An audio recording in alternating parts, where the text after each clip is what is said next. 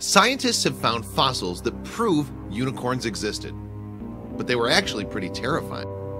Millions of children all over the world have grown up with tales of unicorns, with their imaginations fed by the pretty creatures in movies like Legend and the Harry Potter franchise, not to mention My Little Pony. However, the real animals behind the unicorn myths are more likely to give kids nightmares than sweet dreams. Stories about unicorns were around a long time before Hasbro churned out its first rainbow-colored plastic toy. The fantastical creatures are associated with Greek myths. However, to the ancient Greeks, they were not considered myths at all, but real live animals from India. These early unicorns were not the graceful creatures we think of today. In fact, Greek historian Ctesias gave us the first account in the 5th century BC and describes them as wild asses with long horns. We hear of them again from Pliny the Elder in the 1st century AD, who says they had the head of a stag, the feet of an elephant, and the tail of a boar, while the rest of the body is like that of a horse. The single-horned magical beast is not only a European myth, but China and Japan both have their own versions of unicorns, the Killin and Kirin respectively. The Killin was said to appear before the birth or death of someone important. It wasn't particularly horse-like though, with a curled horn and a scaly green deer's body and a lion's head. Some people believe the Bible contains references to unicorns, although most scholars say this is actually a mistranslation of the Hebrew word re'em.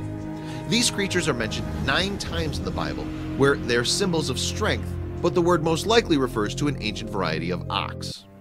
Strength continued to be one of the attributes assigned to unicorns into the Middle Ages. An Alexandrian merchant and traveler from the 6th century, Cosmas Indicopleostis, passed on Ethiopian accounts of the unicorn being a ferocious beast with its power originating in its horn. Saint Isidore of Seville, who lived in the 7th century, also described the unicorn as a strong animal able to kill elephants by stabbing them in the stomach. During this time, unicorns weren't all mystical horses yet, sometimes still being described as more like asses or goats. In medieval times, many also thought that unicorn horns were composed of a substance called alicorn. They were believed to have magical properties, capable of neutralizing poison and curing mental and physical disease. One group to profit especially from this belief were the Vikings, who ran a thriving trade in narwhal horns from the Arctic Ocean, which they sold as unicorn horns.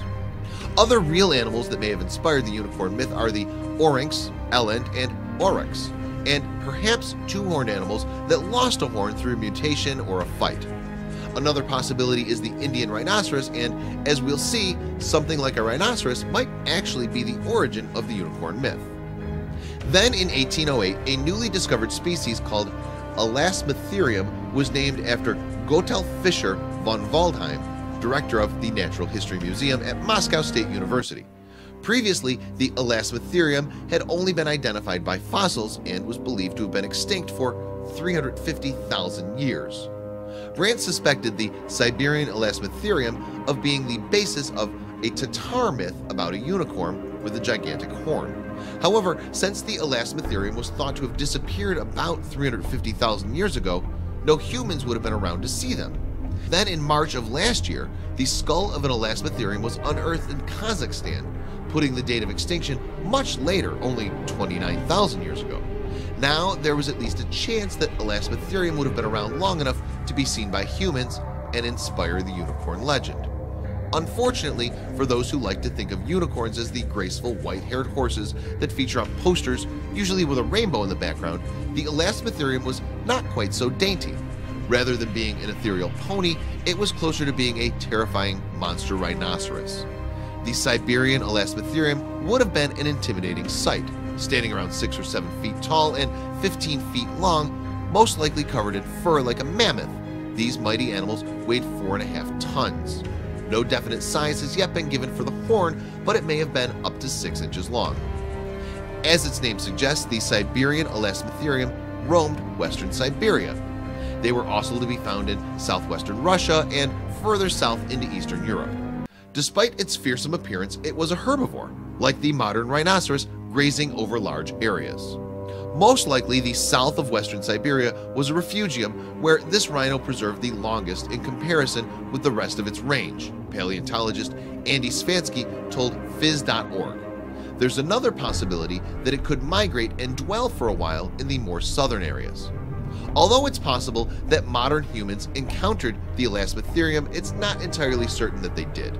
Some, like cryptocologist Willie Ley, suspect that stories about the species have survived from the prehistoric era, but some accounts, like that of 10th century traveler Ibn Fadlan, seem to describe the giant rhinoceros too accurately to be merely retelling a myth. Unicorns that look a bit more like Elasmotherium than the Western version are found in stories from those regions where the animal once lived. An old Turkic book contains a description of the Chinese unicorn, Qilin, as a quadrupled with the body of a deer, the tail of a cow, the head of a sheep, the limbs of a horse, the hooves of a cow, and a big horn.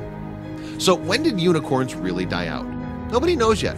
As new evidence is still being discovered, one theory based on a fossilized Siberian Elasmotherium skull is that they died from a meteor impact.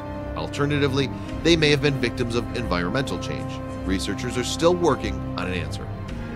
19th century scientists speculated that the Elasmotherium must have had a single horn. The whole analogy with the rhinoceros points with the greatest certainty to the previous existence of a horn, wrote Russian zoologist Alexander Brandt, which, to judge from the size of the blood vessels once encircling the base, must have possessed enormous dimensions.